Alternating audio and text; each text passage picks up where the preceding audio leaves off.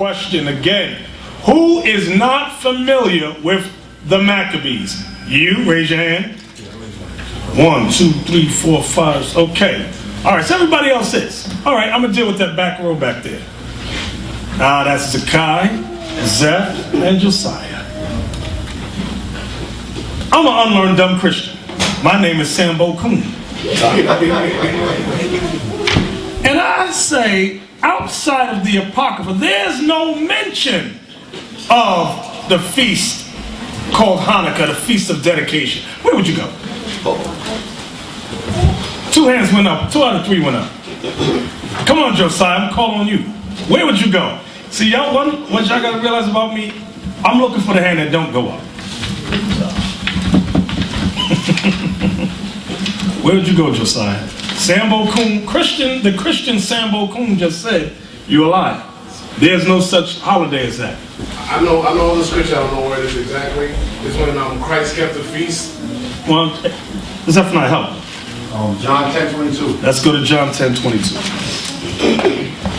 These are the scriptures you want to keep in mind. Because a Christian who has got to be the most unlearned and dumbest creature upon the earth will love to criticize because he has exalted the white man in his mind.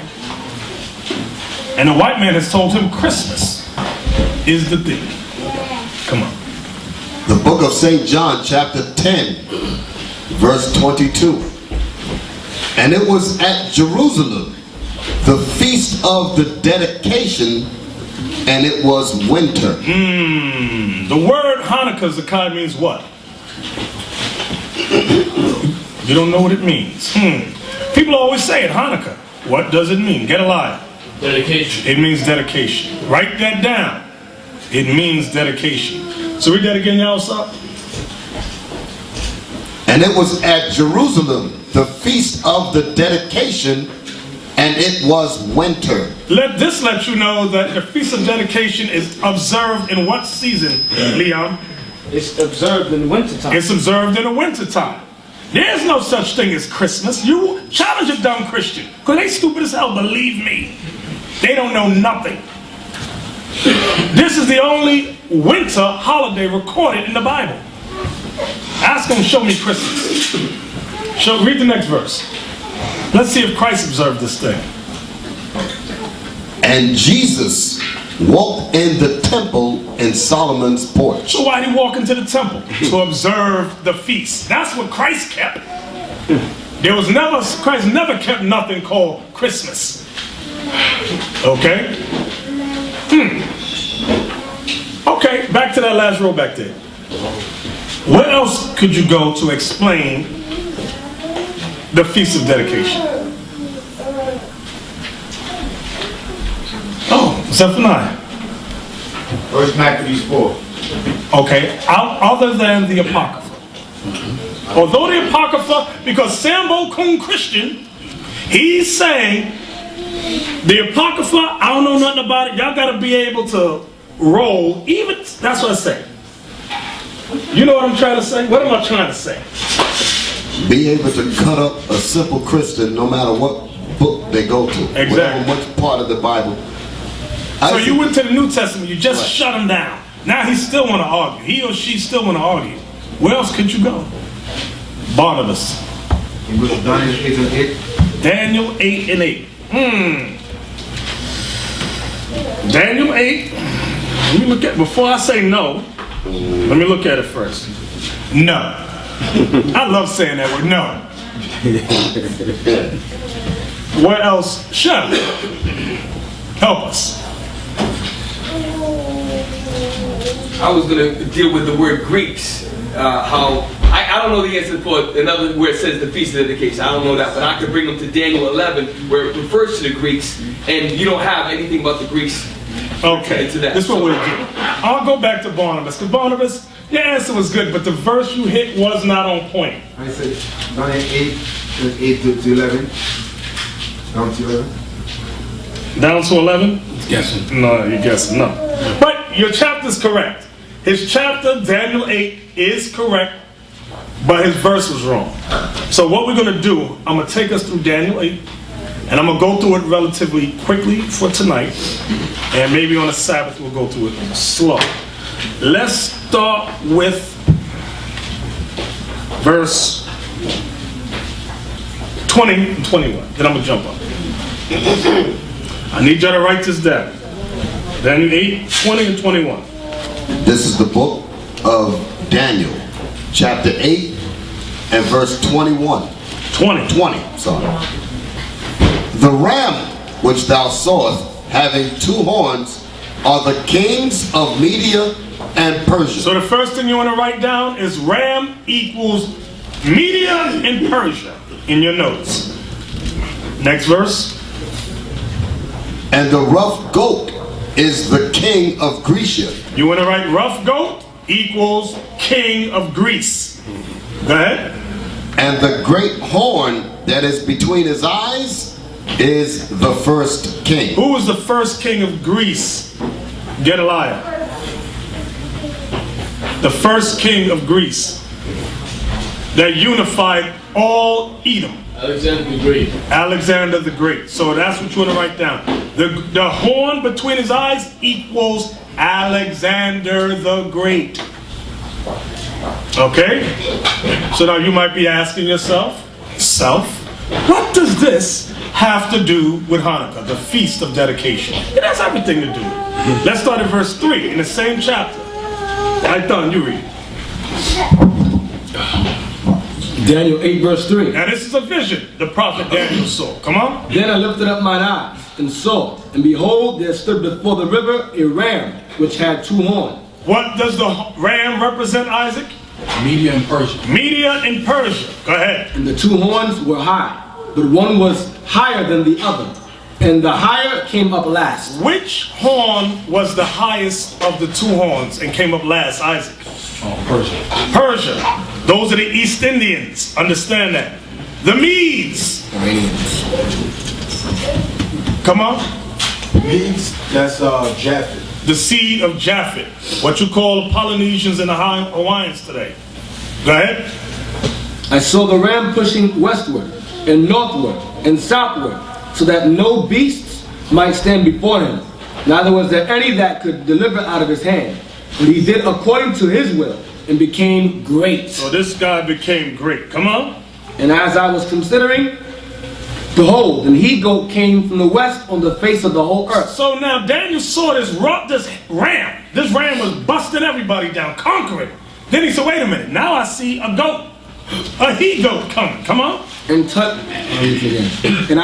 I was considering, behold, an he-goat came from the west on the face of the whole earth, and touched not the ground. Touch not the ground, because he knew a spirit was with the Greeks. Because what does the goat represent?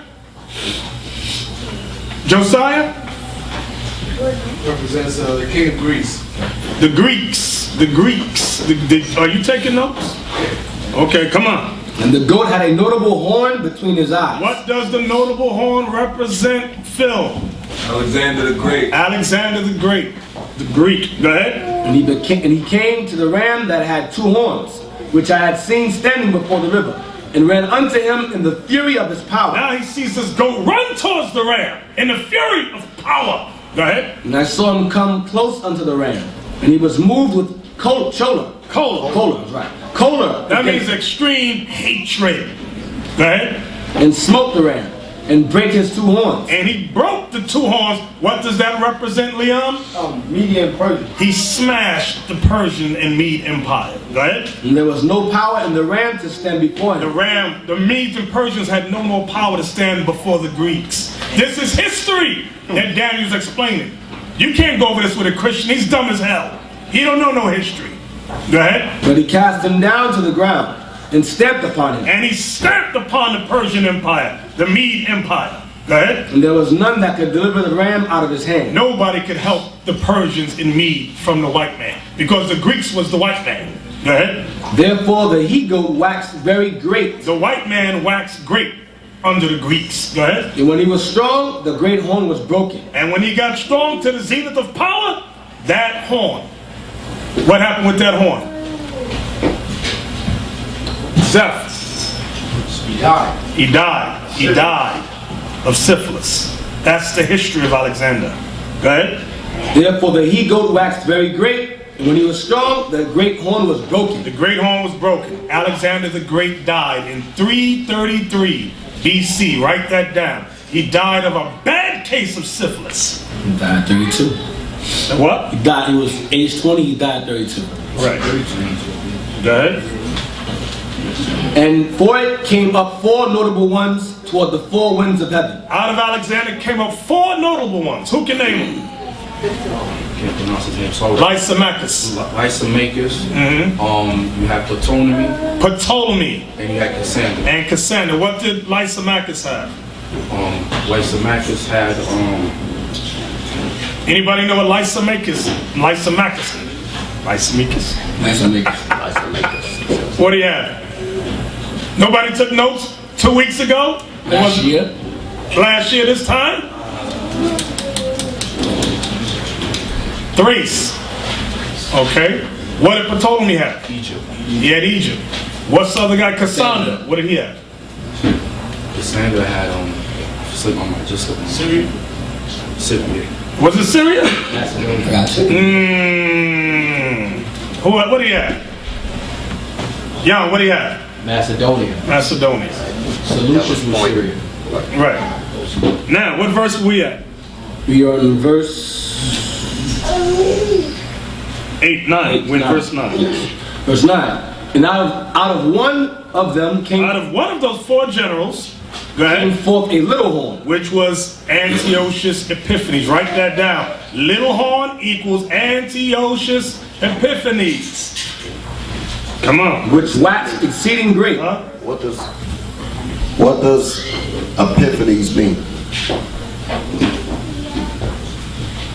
Barnabas. Epiphanes. Antiochus, surname Epiphanes. Because that's what it says in the history. What does Epiphanes mean? Phil. God manifests on earth. Write that down. That's correct. God manifests on earth. Exactly. Read on. And out of one of them came forth a little horn, which waxed exceeding great toward the south and toward the east and toward the pleasant land. And towards the pleasant land. That pleasant land is Jerusalem. Go ahead. And it waxed great even to the host of heaven. And it cast down some of the host and of the stars to the ground and stamped upon them. So those stars represented who, Josiah? Repeat that again. Those stars that were cast down represented who? Who did Antiochus cast down? The other generals? No, Zekiah. Israel. Who of Israel? The southern kingdom. The southern kingdom, Judah, Benjamin, Levi. We know? Yea, he magnified himself even to the prince of the host. And by him the daily sacrifice was taken away. And by him, the daily sacrifice was taken away. Go ahead. And the place of his sanctuary was cast down. And the sanctuary was cast down. That's what we're going to read about tonight. Go ahead. And then the host was given him against the daily sacrifice by reason of transgression. Write this down. The host that was given to him were certain wicked Israelites. We're going to read about that tonight. Come on. And then the host was given him against the daily sacrifice by reason of transgression. By reason of transgression, meaning by reason of sin, because they were wicked as hell. And it cast down the truth to the ground. And it cast down this horn, this notable one, Antiochus Epiphanes, this Greek, cast the truth to the ground. Got rid of the Bible, got rid of the scriptures. Go ahead. And it practiced and prospered. And it practiced that thing. And it prospered in evil. He prospered in evil. Come on. Then I heard one saint speaking, and another saint said unto that certain saint which spake, How long shall be the vision concerning the daily sacrifice? How long shall this be that the daily sacrifice is taken away? Go ahead. And the transgression of desolation, to give both the sanctuary and the host to be trodden underfoot. Because the Israelites were trodden under the foot of the Greeks. Go ahead. And he said unto me, unto 2,000. Listen good to this. Unto 2,000. Unto two. How long is this going to be? One saint answered the other in Daniel's vision.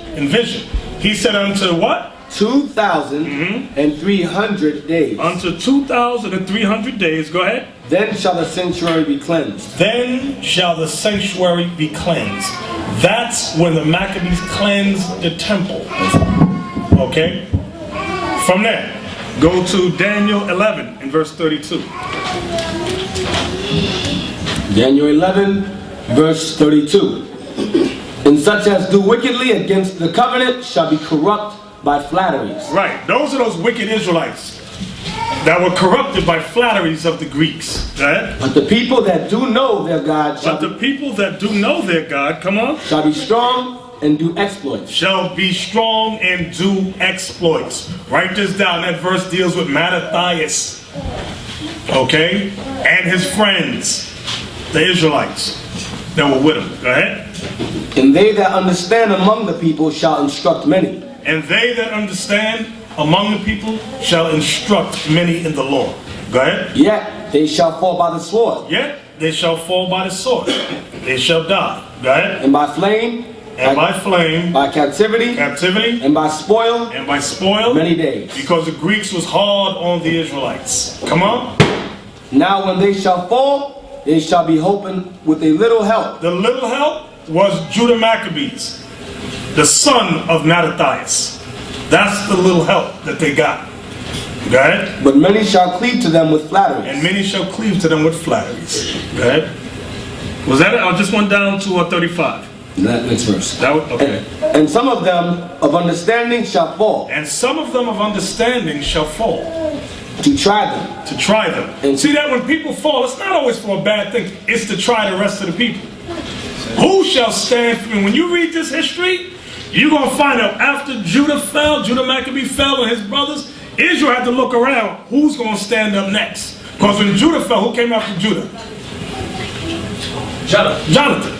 The people was like, yo, we need somebody to lead this thing. We're going to read all that tonight. Was that it? No. And some of them of understanding shall fall, to try them, and to purge, and to make them white. Right, so when things happen in the body even, like Paul said in Romans 15:4, the things which were written aforetime was what? Written for our learning. That we through what? Patience and what? Comfort of the scriptures might what? Have hope. So this history is meant for us. These things will always happen in the bodies of Israel. Throughout the camps, men will rise, men will fall. But it's not necessarily, it's not for a bad thing. Just read that verse again, what you just read. Listen good to what he's saying. And some of them of understanding shall fall, to try them. To try them. And to purge. And to purge them. And to make them white. And to make them white, meaning make them pure in spirit. Was that it? No. Even to the time of the end. Even to the time of the end. Because it is yet for a time appointed. Okay, so that vision, this vision that Daniel saw about the cleansing of the temple, about the Greeks rising up in power. Notice how the Bible jumps, okay? It goes from what? The book of Malachi to what? Matthew. To Matthew. What's missing? Who's ruling in the book of Malachi? What empire? The Persians. The Persians. Persian Media Empire. Who's ruling in Matthew? The Romans. What history is missing? The Greeks. So a dumb Christian don't know that. Daniel prophesied about it, but you need the books called the Apocrypha to get the detailed history. First Maccabees, chapter 1. Let's start at verse 1. First Maccabees 1 verse 1. And it happened.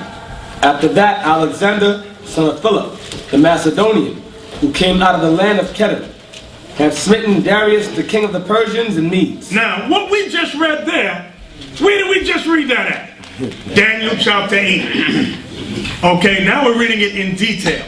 This shows you, that's why prior to the late 1700s, the Apocrypha was always included in the Bible. It wasn't until the Protestant whites came in power that they removed it. Protesting. Right, the protesting whites. That's where the word Protestant comes from. They were protesting against the Catholics. Come on. And it happened after that Alexander, son of Philip, the Macedonian, who came out of the land of Kedar, had smitten Darius, king of the Persians and Medes, that he reigned in his stead the first over Greece. And it's telling you that Alexander was the first king over Greece. The first king. That's why in Daniel it said a notable horn was between the eyes of that he-goat. It also said in Daniel that the first king, right? It mentioned that. And it said that, what did it say in Daniel? Let's get that. 8:21. 8:21. Because it's saying exactly what we just read here. I'm going to read it. Daniel 8, verse 21. And the rough goat is the king of Grecia, and the great horn that is between his eyes is the first king. Is the first king.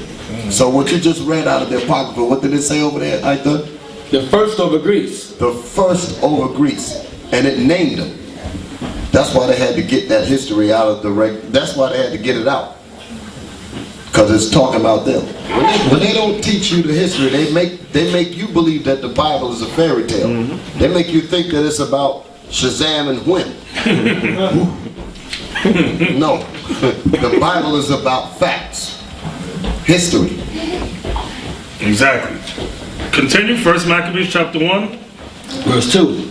It made many wars, and won many strongholds, and slew the kings of the earth. And slew the kings of the earth. Go ahead. And went through to the ends of the earth, and took spoils of many nations, insomuch that the earth was quiet before him. When it says in so much that the earth was quiet before him, it means he conquered all the dark nations. He conquered everybody. Go ahead. Whereupon he was exalted, and his heart was lifted up. Come on. And he gathered a mighty strong host, and ruled over countries and nations and kings, who became tributaries unto him. Everybody had to pay Alexander taxes, right? And after these things he fell sick. He got syphilis. And perceived that he should die. Wherefore he called his servants, such as were honorable, and had been brought up with him from his youth, and parted his kingdom among them while he was yet alive. Notice it says, wherefore he called his servants, such as were honorable, and had been brought up with him from his youth, and parted his kingdom among them while he was alive. That goes back to Daniel 8. What did we read? What verse was it? Bear with me a second. 8 and 8? Right. It says, therefore the he-goat waxed very great, and when he was strong, the great horn was broken, and for it came up 4 notable ones toward the 4 winds of heaven. Those were his 4 major generals that was raised up with him. That's why I said notable. Right. Okay. It's saying notable because you can read about these 4 guys in history. That's right. Seleucus, Cassandra, Ptolemy, who's the other guy? Lysimachus, the guy, the L guy. Lysimachus. Come on. So Alexander reigned 12 years and then died. And his servants bare rule every one in his place.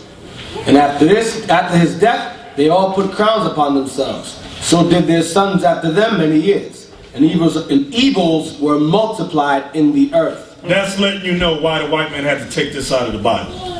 This is letting you know why they took this out of the school system too. Because they taught dumb blacks and Latinos that civilization started with the Greeks. But God says evils were multiplied when the white man came in power. That's what God says. Get scared and call your mama. Go ahead. Now what's up? Yeah. I had to run out and get this. This is a passage from Josephus. Josephus was a 1st century historian during the time of the Greeks and the Romans. Of the Romans. And he recorded some information about the Greeks. And we were reading about, what was that passage that y'all read before I went out? It was about the Greeks. And I'm going to read a piece of it to show you how these people were. It says, and they were the Greeks. What's your Josephus? Yeah. What page and chapter? It's on page 30. This is called the complete works of Josephus. Flavius Josephus. Huh? And I'm in the book of, I'm on page 30, chapter 5, and it's like the bottom part of that paragraph. It says, and they were the Greeks who became authors of such mutations, for when in after ages they grew potent, they claimed to themselves the glory of antiquity. giving names to the nations that sounded well in Greek, because they changed the names of the people, that they might be better understood among themselves, and setting agreeable forms of government over them, as if they were a people derived from themselves. Read that again. I want them to understand exactly what Josephus is saying about the Greeks. Read that thing again. And they were the Greeks who became the authors of such mutations. For when in after ages they grew potent, they grew powerful upon the earth, they claimed to themselves the glory of antiquity. Meaning anything great that happened prior to them, guess what the Greeks said? That was me. That was me. That was us. That was our people. That's why when you look at America does the same thing. When you look at ancient Egypt, who does America show? White people. They show movies about ancient Babylon. What does America show? White people. Prince of Persia. Right, the Prince of Persia. White people. Right. The reason why I ran to get this because of what you said, Josiah. You was making the point that they tried to make people believe that everything great began with them. That's what prompted me to go outside and grab this. Right. So that's why Josephus is saying what he's saying here. He said, they claimed to themselves the glory of antiquity. Like antiquity belonged to them.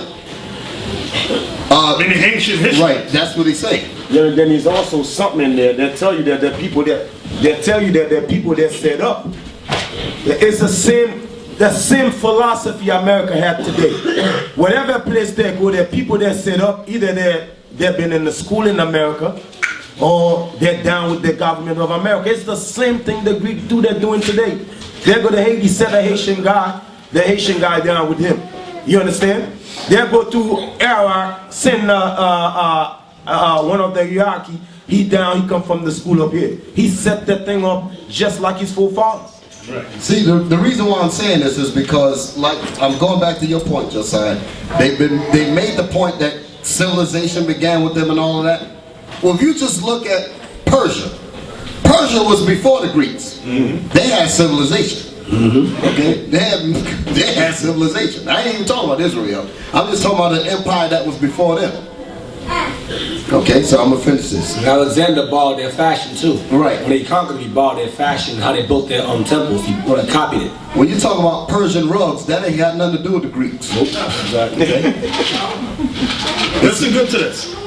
It said they claim to themselves the glory of antiquity, giving names to the nations that sounded well in Greek. That's why when a white man conquered, they always put names they choose, like Africa. Right. That's the white man's name. Egypt. Right. Egypt. Right. Ethiopia, exactly. Guess what? China. That's the white man's name. All of these names, it tells you why they did it.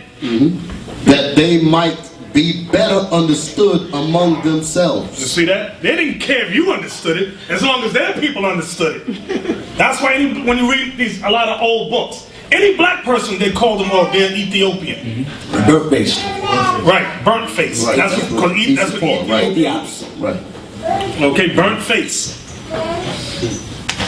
And setting agreeable forms of government over them, as if they were a people derived from themselves. Right, so democracy and all that foolishness started with the Greeks, the senates and all that. That was them. That's it. Okay. When you brothers and sisters are home, read chapter 1 through 4 during this season, this holiday. Okay? But since we're in class, I have limited time.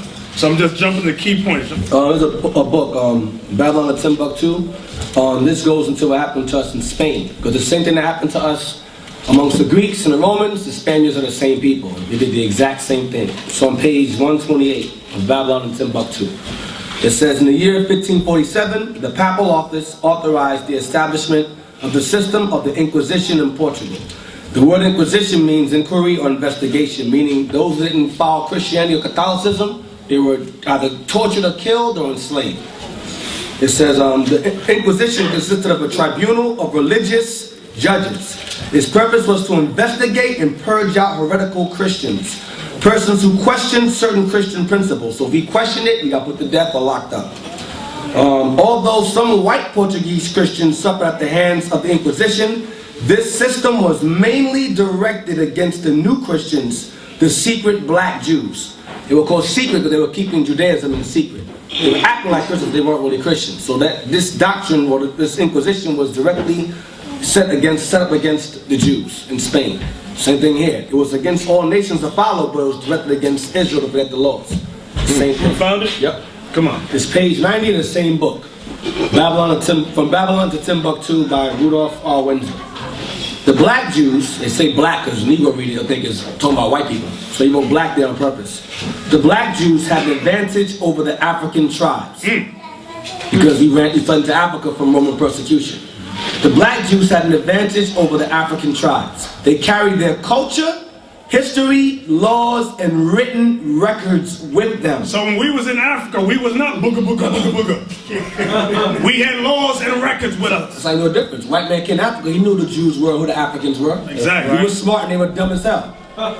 This assured them a constant precedent for the development of a higher social organization. Because of the stability of the black Jewish culture, let me get it again. Because of the stability of the black Jewish culture, the Jews were not absorbed into the autonomous, meaning original, population. In fact, the Jews absorbed some of the native tribes, and they wanted to follow us.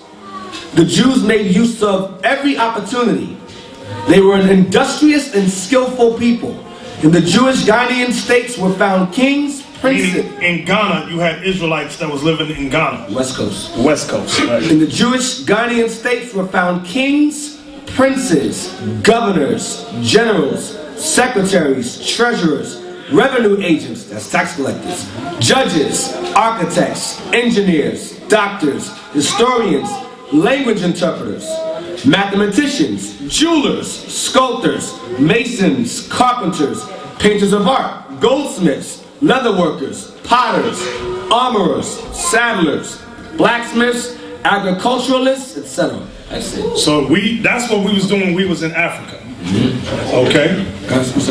Also, this goes back to what I was saying before. The nations knew this, primarily the white man, and show what they did. It says in another example, the persecution of the black Jews in Portugal was so ruthless and frequent that Cecil Rock tells us the Jews did not divulge to their children the secret of their religion until they had attained the age of reason. The Hebrew religion is such that if you deny your religion, you will eventually deny your nationality. Wow. So let me read that again. Right. Read that again.